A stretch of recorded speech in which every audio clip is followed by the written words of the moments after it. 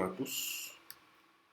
Nous allons voir aujourd'hui un exercice d'optimisation sans contrainte, mais un exercice qui est derrière ce qu'on appelle la méthode des moindres carrés, utilisée en statistique descriptive pour l'ajustement linéaire entre deux caractères.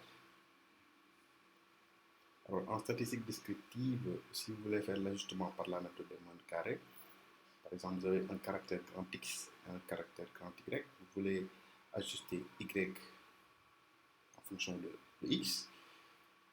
X est la variable explicative, Y est la variable expliquée. Alors, on avait une formule pour dire que Y égale AX plus B, c'est le modèle linéaire, où on dit que A est égal à la covariance de X et de Y sur la variance de X. On disait que B est égal à Y bar moins AX bar. X bar et Y bar sont les moyennes respectives des variables, bien des distributions des variables X et grand Y. Alors ça, c'est classique, c'est connu. Mais derrière ça, il y a un problème d'optimisation sans contrainte, c'est-à-dire que le A et le B sont précisément les coordonnées d'un optimum. Okay? Voilà, donc c'est ça l'objet de cet exercice. Dans l'exercice tel qu'on le pose, on ne le dit pas. On ne le dit pas. On a ici un nombre entier n supérieur ou égal à 2. On considère donc n points de coordonnées x, y, i de r carré, non tous égaux, et on définit une fonction à deux variables sur r qui est égale à f de AB, c'est égal à la somme yi moins ax i moins b au carré. Là, on dit, première question, vérifier que f n'admet qu'un seul point critique, a étoile, b étoile sur r carré, exprimer b étoile en fonction de a étoile. Ensuite, montrer que f admet un minimum global sur R2. Ici, la première phrase ramène tout simplement au nuage de points. Le nuage de points que vous faisiez en statistique descriptive. On cherche la droite qui passe au mieux entre ces nuages de points, qui est la droite d'ajustement linéaire. Alors, on va proposer une correction de cet exercice et en même temps faire les rappels. Tous les rappels dont je viens de parler, on va y revenir. Donc, par exemple, vous avez ceci. Alors, si vous regardez ici, vous avez le nuage de points. Donc, on a les points xi, on a le point x1, y1, x2, y2, etc., etc. Alors, l'axe des abscisses, c'est grand X, l'axe des Y, c'est grand Y, c'est l'axe des ordonnées. Donc, on place pour chaque point x, y, i, xi sur l'abscisse, yi sur l'ordonnée. Donc, on a le nuage de points. Maintenant, on cherche à ajuster y en fonction de x, c'est-à-dire on cherche à prédire y connaissant les valeurs de x. Donc, comme c'est une droite, l'équation réduite de la droite, c'est grand Y égale ax plus b. Alors, une droite étant définie par son coefficient directeur et son ordonnée à l'origine, donc on va jouer sur a et b pour que la droite se place le mieux possible entre les points a et b. C'est-à-dire que la droite va être placée de telle sorte que l'écart entre le nuage de points réel, c'est-à-dire le point observé x, y, i, et le point fictif, le point ajusté. Le point ajusté est bien sûr le point correspondant qui est situé sur la droite. Alors, que signifie le point ajusté? Ça veut dire que on va conserver les valeurs de xi qui vont entrer dans le modèle. Et comme sortie, ce sont les valeurs approchées de y. Donc, si vous prenez un point de coordonnées xi, yi, son y réel, c'est yi, c'est ce qui est observé. Mais on va donner une approximation de yi par rapport au modèle de la droite. Donc, ce yi là, on peut l'appeler yi tilde, sera égal à axi plus b. N'est-ce pas? C'est le y qui est sorti par le modèle lorsqu'on entre le xi. Bien évidemment, il y aura généralement un écart entre le yi réel et le yi tilde. Donc, vous voyez ici, donc le yi tilde, par exemple pour x1, le y1 tilde, ce sera ax1 plus b. Pas? Il y aura un écart avec le y1 réel. Ouais, donc c'est ça qu'on a matérialisé ici en bleu. Donc, si on prend n'importe quel xi quelconque ici, le yi tilde correspondant sera axi plus b, n'est-ce pas? Avec lequel il y aura un écart avec le véritable yi. Donc c'est ça, ce sont ces écarts-là entre le yi réel et le yi donné par la droite, c'est-à-dire yi tilde égale axi plus b, n'est-ce pas? Ce sont ces écarts-là qu'on essaie de minimiser. Donc la droite va être placée de telle sorte que ces écarts-là seront minimisés pour n'importe quel point ici. Donc c'est un compromis qu'on va trouver pour n'importe quel point. Ok? Donc, comme on sait que les écarts peuvent être tantôt positifs, tantôt négatifs, bon, il peut être dangereux de sommer tous ces écarts-là. Il peut être dangereux de sommer tous ces écarts-là parce qu'ils peuvent se neutraliser et donner 0. Ok? Et puis les écarts sont des distances. Donc on n'aurait pas préféré aussi que la somme des écarts donne un nombre négatif. Donc pour pallier à ça, on élève d'abord ces écarts au carré, puis on fait la somme. Donc ici, on a posé la somme entre la somme des écarts entre chaque yi et le yi tilde. Donc vous voyez ici, la somme des i est égale à 1 jusqu'à n, de yi moins yi tilde au carré. Or, yi tilde, c'est axi plus b. Donc on a somme des i est égale à 1 jusqu'à n de yi moins, entre parenthèses, axi plus b. Et donc si on fait entrer le signe moins, on a yi moins axi moins b, le tout au carré. Donc voici la fonction FAB.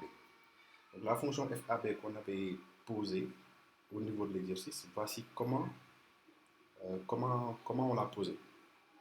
FAB est égal à la somme de i est égal à jusqu'à n de yi moins axi moins b. C'est là d'où ça vient. Maintenant le problème, on ne sait pas comment placer cette droite. Donc on ne sait pas encore quel A choisir, quel B choisir, donc quel coefficient directeur A choisir, quelle ordonnée à l'origine B choisir pour avoir un minimum, c'est-à-dire une somme minimale des écarts au carré. Donc le problème, c'est minimiser FAB lorsque AB est élément de R carré. Donc c'est un problème d'optimisation sans contrainte. Il n'y a pas de contrainte sur le couple AB. Voilà donc en guise de rappel ce dont on a parlé tantôt. Alors, on rappelle encore, je l'ai dit en tout début, que l'ajustement linéaire par la moyenne des moyennes carrées, par la méthode des moyennes carrées, on a y égale ax plus b. Donc le a, c'est cof de xy sur bx. Et b, c'est y bar moins ax bar. Okay. Donc, x bar, c'est la moyenne de x, donc c'est 1 sur n sigma de xi. Y bar, c'est la moyenne de y, c'est 1 sur n sigma de yi. Et où la variance de x, donc, c'est la moyenne des carrés moins la moyenne au carré. C'est la formule simplifiée de la variance, la formule de König-Huygens. Alors la covariance, c'est 1 sur n sigma de x de y moins x bar fois y bar. Alors là, on a terminé les rappels. On va attaquer donc l'exercice proprement dit. Vous avez ici f de AB est égal à la somme des i est égal à jusqu'à n y moins ax moins b au carré. Alors on calcule la dérivée partielle de f par rapport à a. Donc là, on est en train de chercher les points critiques. Donc on va commencer par calculer les dérivées partielles. La dérivée partielle de f par rapport à a, c'est ça. Donc la dérivée étant linéaire, donc on entre dans la somme et on dérive ce qui est à l'intérieur. On dérive par rapport à a. Donc ce qui est à l'intérieur, c'est une fonction au carré.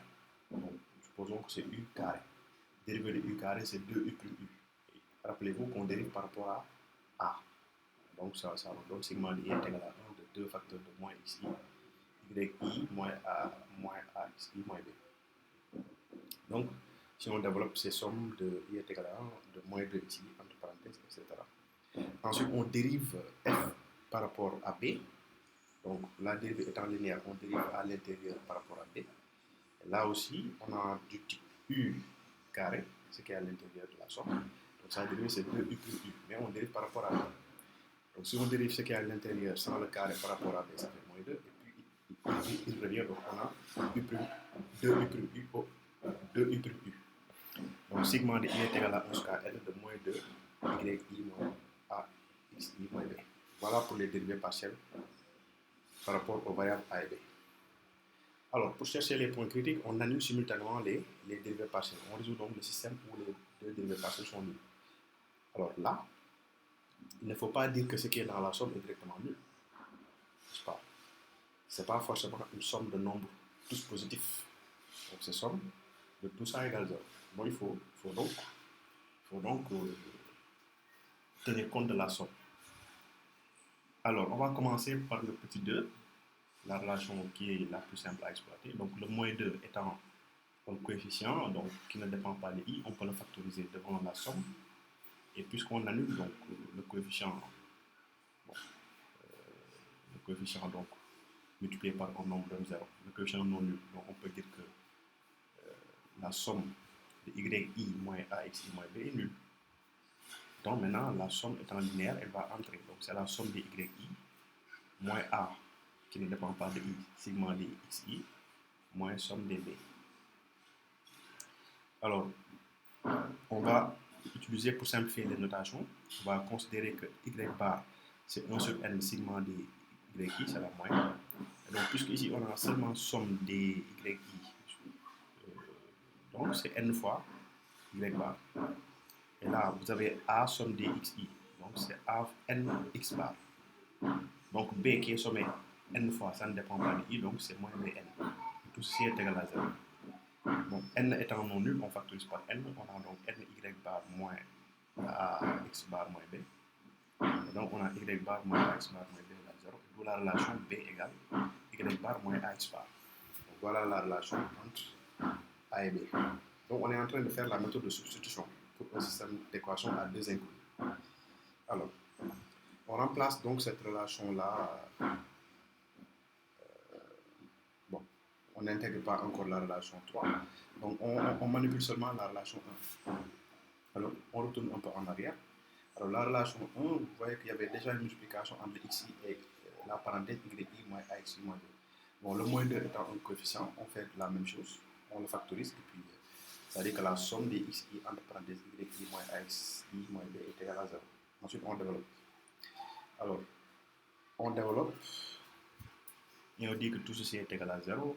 Donc, en faisant de même, en faisant les notations des moyennes, on va dire qu'ici, on a finalement moins somme des xi moins an x carré bar étant la somme étant la moyenne des carrés. Donc, puisque c'est seulement la somme des xi carré, on va dire que c'est n fois x carré bar plus bn x bar. Parce qu'on avait b fois xi et xi, c'est n fois x bar. La somme des xi, c'est n fois x bar. Alors, on a cette relation-là qui est nulle. Maintenant, on intègre la relation 3. C'est-à-dire on va remplacer B par Y bar moins AX bar. Donc le B est ici. Okay. On le montre par le curseur. Et après, on le remplace par Y bar moins AX bar. Donc on aura moins sigma XY plus AN X carré bar plus tout ceci est égal à 0. On factorise, non plutôt on développe. Et puis, ça nous donne ça. Donc, il y a des termes qui se neutralisent parce que moins somme des x, y, c'est 1 sur n x bar y bar, ça s'annule. Et bon, ça ne s'annule pas, on ne va pas dire que ça s'annule. Donc, on transpose cette quantité-là de l'autre côté et puis on transpose n x bar y bar. Alors, on factorise maintenant par an pour ce qui est de x carré bar, pour ce qui est de x bar au carré. Donc, c'est-à-dire les termes soulignés en bleu factorisés par an, puis les termes soulignés en vert, on les déplace à droite. Donc finalement, on a donc A est égal à quoi? Le terme de droite divisé par ce qui est multiplié par A ici à gauche. Donc on a multiplié par nx carré bar moins x bar au carré. Donc voici l'expression de A. C'est une expression qui nous est familière. Donc si on simplifie par n de part et d'autre, au numérateur et au dénominateur, on factorise d'abord le numérateur par n, puis on simplifie avec le n qui est en bas. On se rendra compte qu'au numérateur, c'est la covariance qui va apparaître. Et puis en bas, ce sera la variance. Alors, le point critique, il est unique, parce que le système admet une unique solution. Donc, on va l'appeler A étoile B étoile, si on veut. Donc, A étoile, ce sera 1 sur n sigma de xi i moins x bar y bar. On peut l'écrire sous une forme familière pour toujours nous rappeler de la statistique descriptive. Donc, en bas, c'est x carré bar moins x bar au carré. Et donc, c'est la covariance de y sur la variance x. Et évidemment, pour trouver B, le B étoile correspondant, il y a la relation 3 qu'on écrit. B étoile est égal à y bar moins A étoile x bar. Donc, on a répondu à la première question. Et dans la première question même, il était demandé de trouver une relation entre A étoile et B étoile. Et c'est bien sûr la deuxième relation. B étoile égale à y bar moins A étoile x bar. Donc, dans la pratique, on trouve d'abord A, le A, ce A-là particulier, par cette formule, puis on a déduit le B particulier ici. Donc, dans le cadre de ce problème d'optimisation sans contrainte, voici les coordonnées du point critique. Alors maintenant, le but c'est de voir est-ce qu'on a un maximum ou un minimum, peut-être même un point seul. Alors on va calculer les dérivées partielles secondes. Alors sur le même principe, pas revenir dans les détails de calcul des dérivées partielles, mais le principe est connu. Donc il faut dériver à l'intérieur de la somme par rapport à la variable considérée. Donc on dérive 2 fois par rapport à A. Donc ce qui était déjà dérivé par rapport à A, on le dérive une nouvelle fois par rapport à A. C'est ça que ça donne. Donc ça fait donc ça nous donne somme des I est égale à 1 jusqu'à n de 2 ici carré.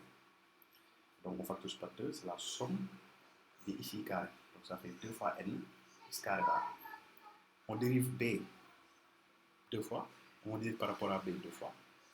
Donc ça nous fait somme de I est égale à 1 jusqu'à n de 2. Donc ça fait 2n. Donc dérivée croisée, ce qui était déjà dérivé par rapport à B, on le dérive par rapport à A, ou inversement, théorème de Schwarz. Donc ça nous fait somme de I est égale à 1 jusqu'à n de 2xi. Donc ça fait 2nx bar. Alors on va tester. On pose R est égal à la dérivée partielle seconde par rapport à A et évalue au point optimum A étoile B étoile. Bon, mais ici ça ne dépend plus de A ni de B. Donc c'est R est égal à 2n x carré bar. Ensuite, T est égal à quoi? On évalue la dérivée partielle seconde par rapport à B au point optimum A étoile B étoile, mais bon, on trouvera toujours 2n, ça ne dépend plus de A et B. Donc on a T égale 2n. S, on évalue la dérivée seconde croisée au point optimum A étoile, au point critique, on ne va pas dire optimum, c'est encore tôt, au point critique, excusez-moi, au point critique A étoile B étoile, on va toujours trouver 2nx bar parce que l'expression ne dépend plus de A et B. Donc on a RT et S, donc le discriminant hessien, c'est-à-dire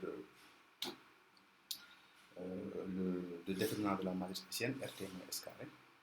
Donc on applique, pour calcul fait, ça va nous donner 4n carré facteur de x carré bar moins x bar au carré. Donc c'est 4n carré fois la variance de x.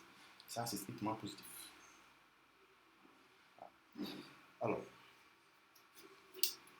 puisque c'est strictement positif, delta est strictement positif, on peut espérer soit un minimum ou un maximum. Ce qui va donc nous départager, c'est le R. Alors, R égale 2n x carré bar, c'est encore strictement positif. Donc, d'après le cours, hein, A étoile B étoile présente une solution minimum locale. Donc, la fonction f admet un minimum local au point A étoile B étoile. Alors, mais on va voir est-ce que cette solution maintenant elle est globale aussi.